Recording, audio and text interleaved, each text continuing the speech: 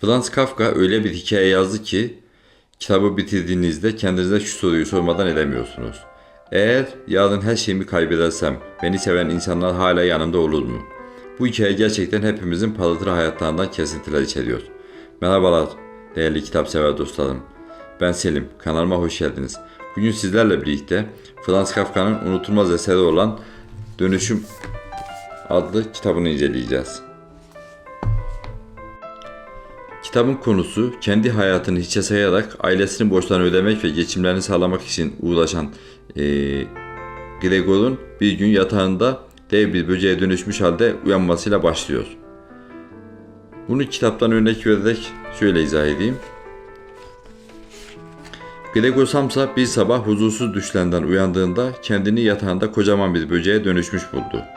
Panzer gibi sert zırhının üzerinde yatıyordu ve başını biraz kaldırdığında tepesinde yorganın neredeyse kaymak üzere olduğu kubbe gibi yuvarlak, kahverengi, yay biçiminde sert çizgilerle boğum boğum olmuş karnını gördü. Geniş gövdesine oranla pek cılız görünen bir sürü bacağı gözlerinin önünde çaresizce çırpınıyordu. "Bana ne oldu?" diye geçirdi içinden. Düş değildi gördüğü. Biraz küçük ancak İçinde bir insanın yaşayabileceği, duvarları tanıdık gelen odası hiçbir şey olmamış gibi duruyordu. Kumaş parçalarından oluşan koleksiyonun yayılı olduğu masanın üzerinde kısa bir süre önce resimli bir dergiden kesip hoş, altın yaldızlı bir çerçeveye koyduğu resim asılıydı. Resimde küt şapkalı ve atkılı bir kadın dimdik oturmuş, kollarını dirseklerine kadar saran kalın küt manşonunu kendisine bakana doğru kaldırmıştı. Kitap bu şekilde başlıyor.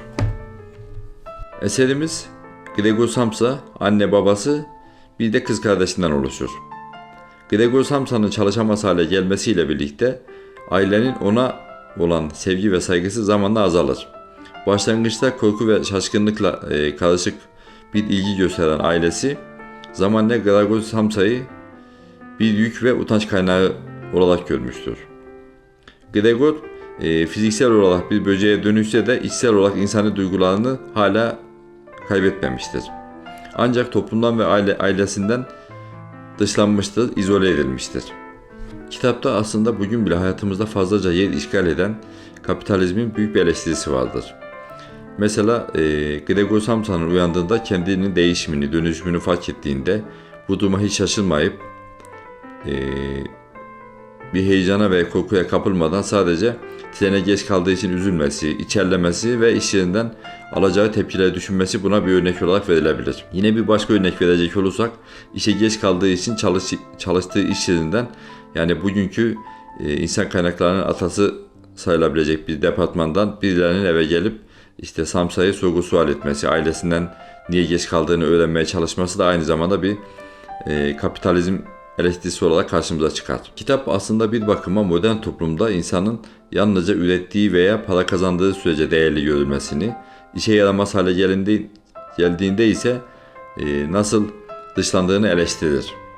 Sevgi ve bağlılık gibi kavramların aile içinde dahi olsa çıkara dayalı ilişkiler karşısındaki kırılganlarını gözler önüne sermektedir. Gregor'un dönüşümü aslında uzun süredir hissettiği ezilmişliğin ve boyun eğmenin sembolik bir dışa vurumudur. Kitap bir bakıma coğrafi keşifleriyle başlayan, reform ve Rönesans hareketleriyle devam eden ve de sanayi devrimiyle zirveye taşınan Avrupa'nın nasıl insanı kendi istedikleri kalıba soktuklarının acı bir göstergesidir. Ne yaparsak yapalım, insanı kabullendirelim anlayışı hakimdir.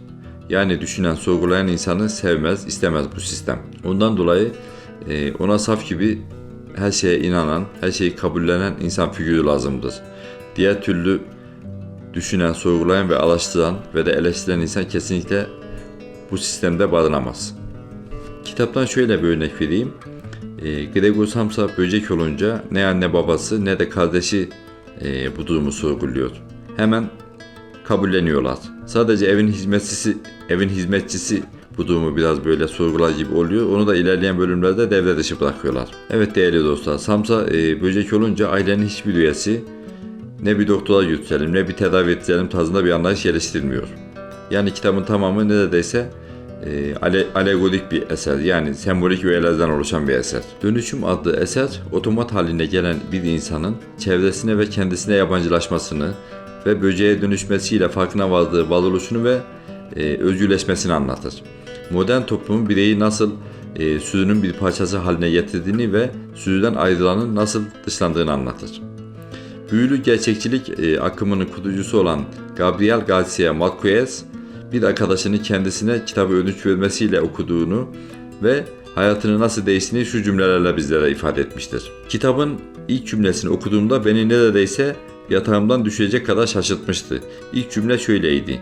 Gregor Samsa bir sabah huzursuz düşlerinden uyandığında kendini yatağında kocaman bir böceğe dönüşmüş olarak buldu. İçimden birinin böyle şeyler yazmasına izin verildiğini bilmiyordum diye geçirdim diyor yazar. Eğer bunu bilseydim yazmaya çok daha önceden başladım diyor. Gerçekten böylesine etkileyici bir eser okumanızı tavsiye ediyorum. Eser çok başarılı. Yani bazı okuyanlar tabii ki sıkılabilir çünkü sembolik öğeler, alegorik öğeler çok içerdiği için bazı insanlara sıkıcı gelebilir ama bugünü anlatan bir eser, öyle söyleyeyim. Yani eğer o gözle bakarsanız bugünkü yaşadıklarımızı, özgürlüğün nedenli kıymetli ve değerli olduğunu anlayacaksınız. Değerli kitapsever dostlarım, belki de Kafka'nın burada bize vermek istediği mesaj şuydu. İnsan bazen bir böceğe dönüşmez. Sadece çevresindeki insanların gerçek yüzünü görmeye başlar. Eğer bu hikaye sizi de düşündürdüyse videomu beğenmeyi, yorum yapmayı ve de kanalıma abone olmayı unutmayın. Çünkü burada sadece kitapları anlatmıyoruz. Kitapların içindeki saklı hayat derslerini de birlikte keşfediyoruz. Bir sonraki videoda görüşmek dileğiyle. Hoşça kalın, kitapla kalın.